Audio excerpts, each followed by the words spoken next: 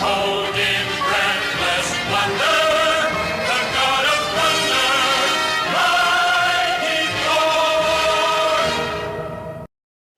Hey y'all, and welcome back to Carbon Scoring, the best place for comics history and action figures, and home of the mystery box. And this is going to be a great one today because it's all Thor figures. And truth is, I really love Thor. I love Thor so much, I have a dedicated Asgard display down in my secret lounge where I keep some of the best Thor figures that we've gotten over the years. But the real thing for me is that I've been reading Thor comics for over 30 years. And in this video, I'm going to share some of the best comic stories, some of the best comic runs from Thor's history as to how they relate to these action figures. And what I've done is, with these great comic runs, I've actually put links to the comic stories down in the description below. So if you hear a story that you want to read more about, if you get excited about one of these creator runs, click on that link and you can pick up the trade paperbacks from that. And if you don't want to use one of those links, go to your local comic shop so that we can keep growing this community together that we all love so much. But without further ado, let's take a look at the God of Thunder. And where to start? Oh, how about this one? Okay, so his hat, his helmet fell off, but this is Thor by Toy Biz, dating back to 1997. This was in one of Toy Biz's early collector's lines. At the time, they were doing mostly 5-inch figures, whereas this one is more 7-inch in scale. But look at how crazy the proportions are. I mean, this is such 90s just excess. I mean, his waist, he's got like an 18-inch waist with these gigantic shoulders, huge arms. You know, he's got a little bit of good articulation, still kind of limited here at the hips, but this thing is just so much fun. I love the silver, almost vac metal that they put on the dots on his costume and on his helmet, and he comes with a pretty awesome Mjolnir hammer as well. So for 25 years old, this is a super fun Thor figure. But the cool thing was, in this series of figures, we also got maybe my favorite action figure of all time, the Beta Ray Bill that I have on display down in the secret lounge. And we got the God of Mischief with this so diabolical looking Loki. I love this face sculpt on Loki. Look at that nose and that open gaping mouth. He's got about the same kind of articulation, but he's got really cool sculpting with his boots, and he even has this like velvety soft goods cape. Plus, I love that this helmet with these huge horns and this ribbon coming out of the back. This is a sweet Loki figure. This was probably my favorite Loki figure until Marvel Legends did the classic Loki, and that's the one that I actually have on display right now. But that's not the only trickster that we've gotten, because in the Bring On the Bad Guys wave of Marvel Legends early, like 2004, 2005, we got this really haggard version of Loki. Yeah, he's kind of got a little bit of a flat expression. He has all those like scars on his face. His costume, I think, is comic accurate from the time, but I've never really considered it a classic look for Loki. Yeah, he's got the big horns, but I don't love this costume, and I didn't think it's almost like too realistic looking with that facial sculpt. I never thought it really fit in very well with my Thor comic figure. So this hasn't been my favorite Loki. I've definitely liked some of the other ones that we've gotten better. Here we go. Let's go all the way back to the beginning. So this Thor came from Diamond Select or Marvel Select. This is a 7-inch figure, and this was actually a Disney Store exclusive. And it is the most Jack Kirby Thor that I have in my collection. So Stan Lee and Jack Kirby originated the Thor character in Journeys into Mystery, I believe was the title that he featured in. And Jack drew like 100 consecutive issues of Thor, like second only to his run on Fantastic Four. It was his longest run. And look at that square jawline and just those Kirby features. He's got kind of the smaller wings. And if you'll notice, this Mjolnir is definitely smaller than the ones that we see now, and that is a very, very Kirby look to Thor's hammer there. So I love this one. This is definitely my most Kirby Thor out of the entire collection. Moving to one of our most recent Thor figures, here is the Target exclusive Ragnarok Thor. Now, I know that they call this thing Ragnarok, and that's fine, but forever and for always to me, this is gonna be Clor. That's right, the clone of Thor. And let me give you a little bit of the backstory on this. Marvel had one of its greatest event comics of all time, Civil War. It's probably the second best event that they ever did, maybe after the original Secret War story back in 1984. But to put together a universe spanning comic event, you've got to have all the editors on the same page. And what had happened was writer Michael Avon Oeming had done the Thor Disassembled storyline, and basically what was going on with that was Thor had discovered that the old gods, the gods that were around before Odin, were basically treating the new gods, Thor and all his friends, as like a plaything, where they had them in a perpetual cycle of Ragnarok, where they would defeat each other, they would die, they would be reincarnated, and they would start it all over again just for the amusement of the old gods. Well, Thor figured this out, he defeated them, and he allowed the gods of the Norse to die peacefully and go on to Valhalla. Well, that was a really cool storyline. The problem was it left Marvel at the time of Civil War coming out without an active Thor in their 616 universe. So you can imagine everybody's surprise when Thor showed up on the final page of one of the issues in a major cliffhanger. And even more surprise when in the very next issue, he blasts a lightning bolt through Bill Foster Goliath's chest, instantly killing him. This was one of the biggest turning points in the Civil War comic because it led to a number of heroes leaving Tony Stark's pro-registration side and coming over to Captain America's anti-registration side. Now, it turned out that it wasn't actually Thor at all. It was simply a clone of Thor, a Clor, who Tony Stark had stolen one of Thor's hairs back in the very first issue of the Avengers when they first met, and he used it to clone Thor. And I will say, it was pretty rewarding when Clor got his comeuppance and was absolutely destroyed by Hercules in a later issue of Civil War. But it's cool that the Hasbro team gave us this figure. Probably the coolest thing, though, are the accessories that it came with, because he came with this awesome spinning Mjolnir accessory. We had this before in the Diamond Select line, but now we've got it in 6-inch scale, and it even has the inscription on the hammer. So this was worth the price of admission for buying Clor. Good stuff. If you haven't read Civil War, I really recommend it. Getting back to another great comic storyline, and maybe the first great run on Thor after the Kirby Lee days, and that was Walt Simonson's take. Walt Simonson wrote and drew Thor throughout most of the 1980s, and he came correct in his very first issue, debuting Beta Ray Bill. Bill was the protector of his people, and because he was noble, when he had a battle with Thor, he was actually able to pick up Mjolnir. And if you've read the inscription, you know it says, whomsoever lifts this hammer shall possess the powers of Thor. And so when Bill picked it up, he became Beta Ray Thor, complete with a very Thor-esque costume.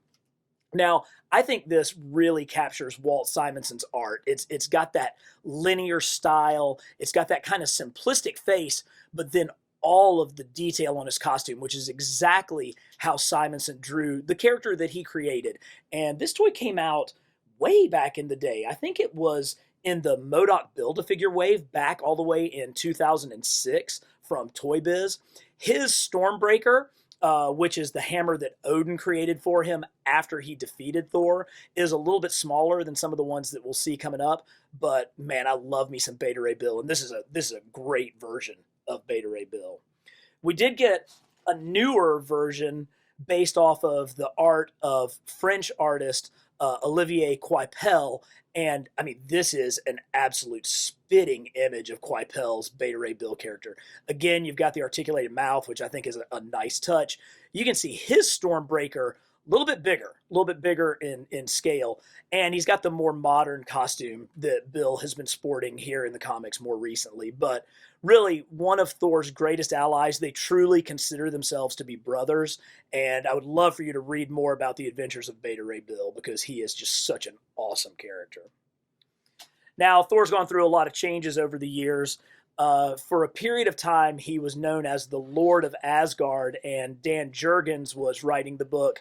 And this figure really captures the look of the book. Now, this is one of the earlier Hasbro Marvel Legends figures, so you can see they hadn't quite figured out how to do the paint wash, and it's the sculpting is there.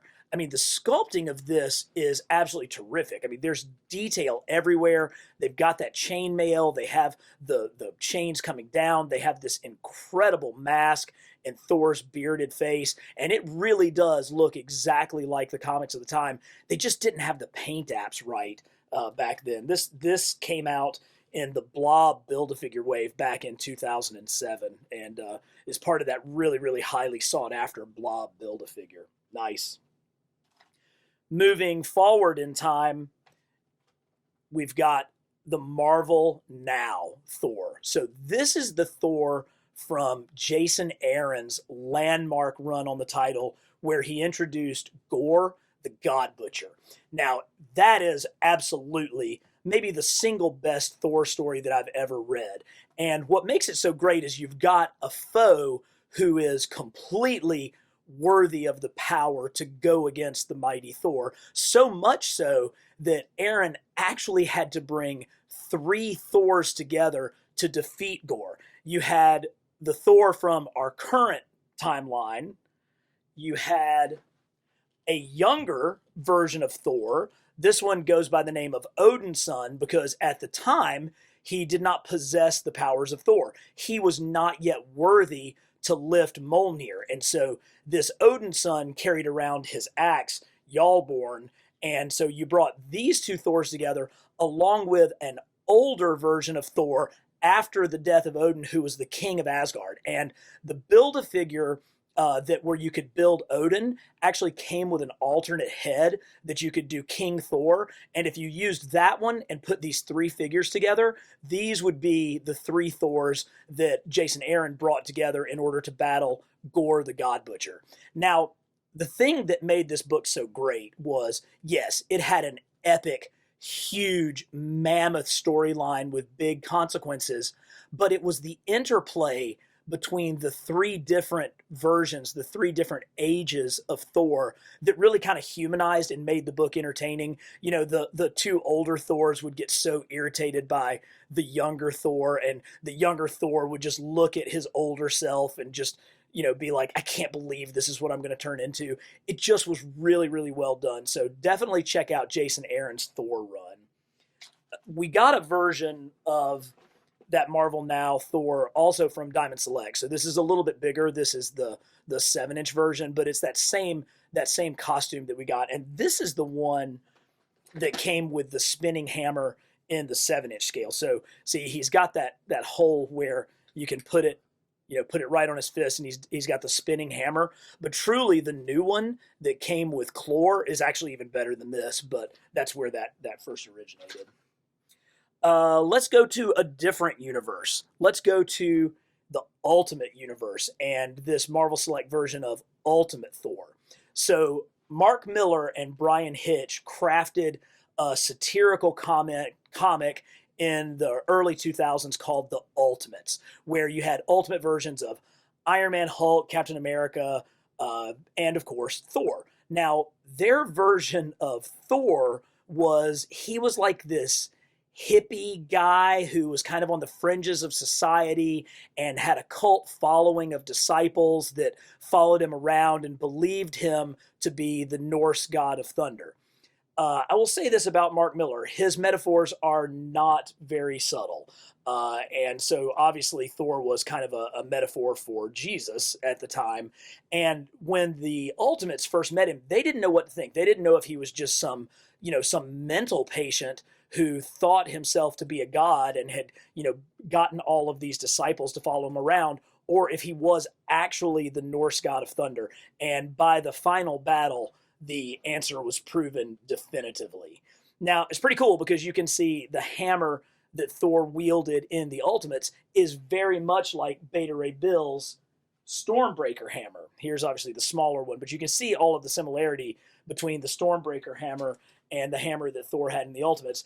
And of course, this is the hammer that's now being used in the MCU during Endgame and whatnot, was a hammer that looks much more like this one. But this is a really, really accurate figure to Brian Hitch's hyper-realistic artwork in the Ultimates. Another great book worth checking out. A little bit around that same time, actually, was when J. Michael Straczynski and, again, French artist Olivier Coipel brought Thor back. So after Civil War, Thor did return to the main Marvel Universe in a different costume. You can see that they really made a significant update from Thor's original 1960s costume to this one from the early 2000s. It still has a lot of the same kind of hallmarks of that costume. Obviously, it kept the helmet, kept the shield, but I love the addition of the chainmail armor. I really like the way the cape flows. This is a great design, and this just completely captures Coipel's artwork. However, this one is Marvel Select. This one is Marvel Legends, and this figure actually is really, really important in the history of Marvel Legends because it was the first figure branded under the return of Marvel Legends. If you've watched some of my videos, you know the history of the Marvel Legends line. Toy Biz initiated the line in 2002 and had the rights up until about 2007 when Hasbro gained the rights. Hasbro immediately screwed everything up and started producing just some really crappy figures with terrible paint apps. They just weren't to the same quality as the Toy Biz figures, and it seemed like the line was going to die out. It just sort of petered out. Hasbro was focused more on 3 3/4 inch scale, but then in 2012, with this figure, they brought Marvel Legends back, and man, have they been on a roll ever since. And what a great figure to bring the line back with. I think this is a terrific version of Thor. Let's take a look at a couple of classic Thors. Actually, let's take a look at a couple of really old Toy Biz Thors. So this is the very first Thor that Toy Biz produced in the Marvel Legends line, dating all the way back to 2002. This is from Series 3. And so this is a 20-year-old figure. And when I look at it, when I look at that head sculpt, it's always reminded me of the artwork of Bart Sears. I'm not exactly sure why. I don't know if Bart Sears actually ever drew the Thor comic, but there's something about that face sculpt that's always made me reminiscent of his art. They kind of cobbled this figure together. I think he has the chest plate from one of Toy Biz's wrestling figures from the time, and he's a little bit larger, a little bit out of scale with the other Marvel Legends, but it's still a pretty good classic Thor. But they were able to top it in the Giant Man Build-A-Figure wave from 2007, one of the final waves that Toy Biz put out before losing the license, with this classic Thor. You know, he's got kind of the Norse writing on his Mjolnir. He's got the great classic costume, just really well done. I love how they did the stripes and the bandages of his foot armor there. And this is the one that has been in my Avengers display, you know, for over a decade, because it's just that strong of a figure. But it has actually finally been outdone, and we'll take a look at what I now consider to be the finest Thor 6-inch figure here shortly. But before we get to him, we've got a couple of more versions. One of them is Thunderstrike. So this is a guy named Eric Masterson. He was an architect who befriended Thor, and through some crazy convoluted stuff, kind of body swapped with Thor. Thor became his alter ego, and then he actually became Thor himself, and then he went back and became this Thunderstrike character, and he has this really cool mallet that I think is called like the Thunderstrike mallet, and it's cool. It's cool that Hasbro reached into kind of Thor's, not necessarily rogues gallery, but into his history to come up with his character. And one of the reasons why I love this character so much is he was created by Tom DeFalco and artist Ron Frenz. And Ron Frenz is one of my all-time favorite Spider-Man artists. And after he finished up working on Spider-Man, he went on to have a really acclaimed run on the Thor title where he introduced Thunderstrike and really did all of the mythology behind this character. So this is a great 90s, you know, he's got his leather jacket with ripped up sleeves. He's got his mallet. Just a perfect personification of the 1990s in comics form. The newest Thor figure that I have in the box, I just got, and this is from the Marvel Legends Retro line, the 3 3/4 inch line, and I really hope that this is the direction that this line is going. Sweet accessory, clean paint applications, even got like some silver paint up here on his helmet, great sculpting and detail. If this is what we continue to get in this 3 3/4 inch line, I am going to be a happy, happy guy because I love this size of figure. I love the simplicity. I love the play value of it. And my goal for that line is to get all of the characters that appeared in 1984's Secret Wars comic. So we've gotten one more closer by getting Thor in that one. But let's finish with absolutely the new gold standard, the 80th anniversary Thor. I mean, I don't have anything to say other than this is, you know, almost the most perfect Thor figure that you could get. Look at that face sculpt. It's like a combination of Kirby and John Byrne. He's got great sculpting of all the little feathers on his winglets there. Made sure that we got all 6 of the steel plates. An incredible Mjolnir with the inscription carved in. Big swooping cape. Strong frame. Like, he looks powerful. Like, he is bigger than Iron Man and Captain America. When you put them in a display together, you know that this guy means business. So here is our most definitive 6-inch Thor action figure. Hey, if you guys love the intersection of comics history and action figures, you are in the right place, and you should check out the links below if you're interested in reading more of these great Thor stories that I've discussed in this video. And if you love mystery boxes and going through the history of them, here's an entire playlist full of mystery boxes. So keep coming back, and when you do, make sure you subscribe, click that notification bell, and give me a like so that you don't miss any of the good stuff that's coming from Carbon Scoring.